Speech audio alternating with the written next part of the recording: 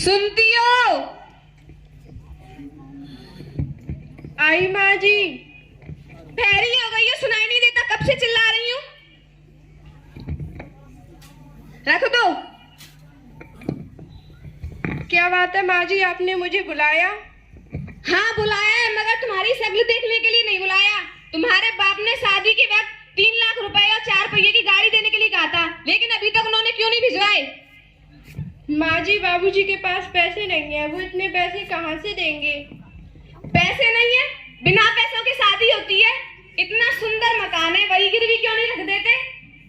माँ जी, बाबूजी ने घर गिरवी रखकर ही तो शादी की। अच्छा जाओ और अपने बाप से कह देना कि जल्द से जल्द पैसों का इंतजाम कर दें और यहाँ भिजवा दें। ठीक है। विनोद, ओ विनोद। आया माँ जी, क्या बात है, आपने मुझे बुलाया? इधर आ। तुझे पता है तेरी ससुराल वालों ने अभी तक दहेज के पैसे नहीं भिजवाए? वो सब तो आप ठीक कह रही हो माँ जी, लेकिन आप चिंता मत करो, मैं चुटकी बजा दे दहेज के पैसे निकलवा लूंगा। ठीक है बेटा, जाओ। बहू, ओ बहू, अभी तक तुम्हारे बाप ने दहेज के पैसे नहीं भिजवाए? माँ जी, बाबूजी के पास पैसे नहीं है। विनोद, बेटा विनोद, इधर आ। आया माँ जी, क्या बात है? देख तेरी पत्नी की कैसे कैंची की तबीयत जवान चल रही है। क्यों तुम्हारी इतनी हिम्मत, मेरी माँ से जुबान लड़ा रही हो? मैंने माँ जी से जुबान नहीं लड़ाई। बेटा, लातों की भूत बातों से नहीं मानते। निकल जाओ मेरे घर से, मेरे घर में तुम्हारी कोई जरूरत नहीं है। भगवान के लिए मुझे मत निकालो, मैं कहाँ जाऊंगी? भाड़ में जाओ, मुझे तुम्हारी कोई जरूरत नहीं है। अगर तुम्हें इस घर में रहना है तो पहले अपने बाबूजी से कहकर दहेज के पैसे लेकर आओ, तभी तुम इस घर में रह सकती हो, वरना निकल जाओ मेरे घर से। बेटी, तुम यहाँ कैसे? तुम अकेली आई हो? तुम्हारे साथ दामाजी नहीं आए? पिताजी, मेरे ससुराल वालों ने दहेज न लाने के कारण मुझे घर से निकाल दिया है। बिना दहेज वो मुझे घर में घुसने नहीं देंगे। वो ऐसा कैसे कर सकते हैं? शादी वक्त भी तो उन्हें काफी धन दिया था, और ये भी तो तेरा ही घर है, मैं ये घर बेच दूंगा। नहीं पिताजी, घर बेचने की कोई जरूरत नहीं, ना ही मुझे उस घर में वापस जाना है।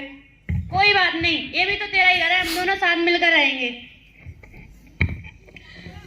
विनोद बेटा, तुम्हें पता है बगल के गांव में एक लालाजी रहते हैं, उनकी एक बेटी है, बीए पास है, बहुत पैसे वाले हैं। तुम उनकी बेटी से शादी कर लो।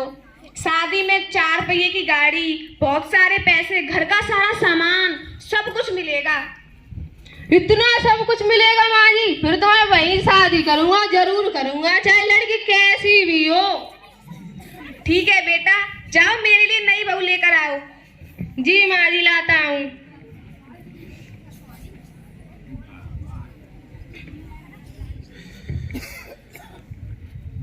माँ जी, मैं आपके लिए नई बहू लेकर आया हूँ। आई बेटा, आरती की थाल लेकर आ रही हूँ।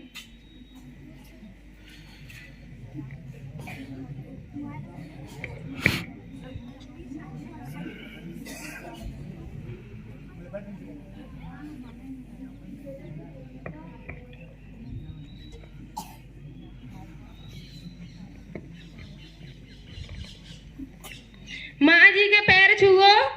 पैर? मैं नहीं छूंगी, माई फुट। कोई बात नहीं बेटा, अभी बहू नई है, सीख जाएगी, रहेगी तो। जी माँ जी। माँ जी, कहाँ हो आप?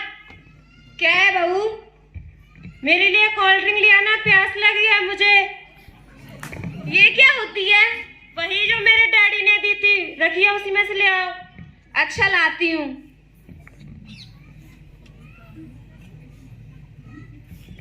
ये लो बहू।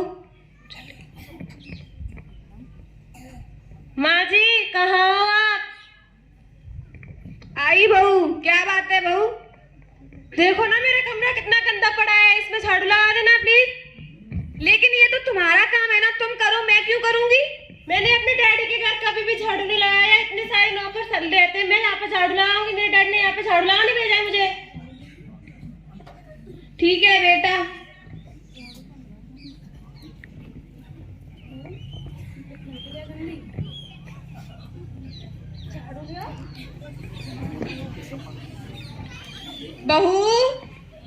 ओ बहू। हाँ माँ जी। मैं क्यों करूंगी ये झाड़ू वाड़ू, तुम करो।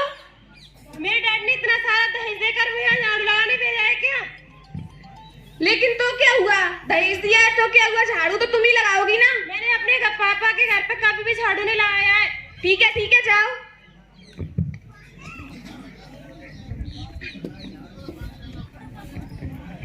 माँ जी ये सब आप क्या कर रही हो? झाड़ू लगा रही हूँ बेटा। और पलक कहाँ है? वो तो बगीचे में घूमने गई है। पलक, ओ पलक, कहाँ हो तुम? आई। माँ जी यहाँ झाड़ू लगा रही हो, तुम बगीचे में घूम रही हो, ये सब काम तो तुम्हारा है ना? मेरे डैड ने इतना सारा दहेज देकर मुझे झाड़ू लगाने भेजा है। मैं जो चाहूँ आपसे करवा सकती हूँ, हट जाओ मेरे रास्ते से। ये माँ जी कितने खड़ी है? माँ जी, ओ माँ जी। हाँ बहू।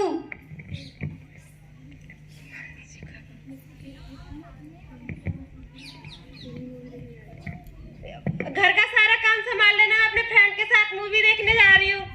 ठीक है बहू, जाओ।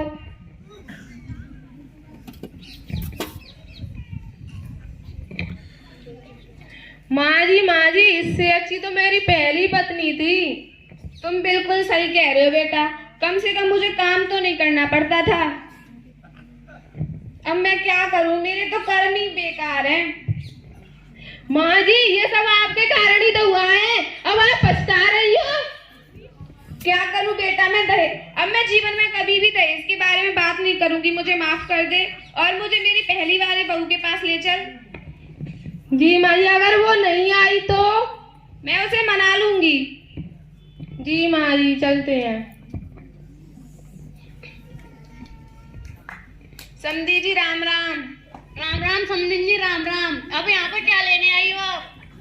हम अपनी बहू को ले जाने आए हैं। यहाँ पर आपकी कोई बहू नहीं रहती, सिर्फ यहाँ पर मेरी बेटी रहती है, जो कि आपने दहेज के कारण निकाल दी थी अपने घर से। हमें माफ कर दीजिए, हमें अपनी गलती पर पछतावा है और हमें अपनी गलती पर पछतावा है। हम अपनी बहू को अपने साथ लेकर ही जाएंगे। लेकिन हम अपनी बेटी को तुम्हारे साथ नहीं भेजना चाहते, क्योंकि तुमने दहेज के कारण पहले मेरी बेटी को अपने घर से निकाल दिया और अब दूसरी शादी कर ली। जब उसने आपको ठुकरा दिया तो अब मेरे पास फिर से लौट आए। मैं भूल गई थी कि दहेज से बढ़कर बहू होती है, मुझे माफ कर दो बहू। मैं अपनी बेटी से बात करके बताता हूँ, क्योंकि उसका जीवन है, वो किस तरह काटना चाहती है मैं कुछ नहीं कह सकता। तो फिर ठीक है, आप उनसे बात कीजिए। क्या बेटी तुम अपने ससुराल वापस जाना चाहती हो? वैसे तो बेटी का असली घर ससुराल ही होता है। पिताजी मैं अपने ससुराल जाना चाहती हूँ क्योंकि मेरा जीवन वहीं कटेगा। समधन जी, मेरी बेटी आपके साथ जाने के लिए तैयार है, मगर मैं दोबारा से कोई शिकायत नहीं सुनूंगा। अगर ऐसा हुआ तो मैं फिर सहन नहीं कर पाऊंगा। आप चिंता मत कीजिए, हम आपसे वादा करते हैं आपकी बेटी को बिल्कुल भी परेशान नहीं करेंगे। चलो बहू।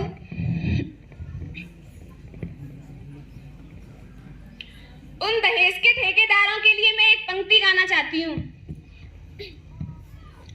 ओ दहेज के ठेकेदारों तुम्हें अकल कब आएगी, ये दहेज की बीमारी भारत से किस दिन जाएगी। लड़कों का भी हुआ प्रमोशन, मांगे ये सिस्टम, कहते हैं हमें दहेज चाहिए, ना देने पर लड़ते हैं। रोग असाध्य है दहेज का, घर घर इसका भोगी है। ओ दहेज के ठेकेदारों तुम्हें अकल कब आएगी, ये दहेज की बीमारी भारत से किस दिन जाएगी।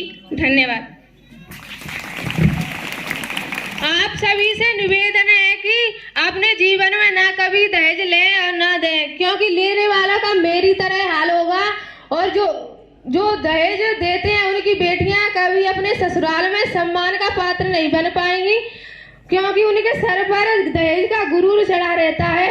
अतः हमें इस नाटक से यह शिक्षा मिलती है कि दहेज लेना और देना अपराध एवं पाप है, जो उस लड़की के साथ साथ दो परिवारों को बर्बाद कर देता है। तालियों से स्वागत।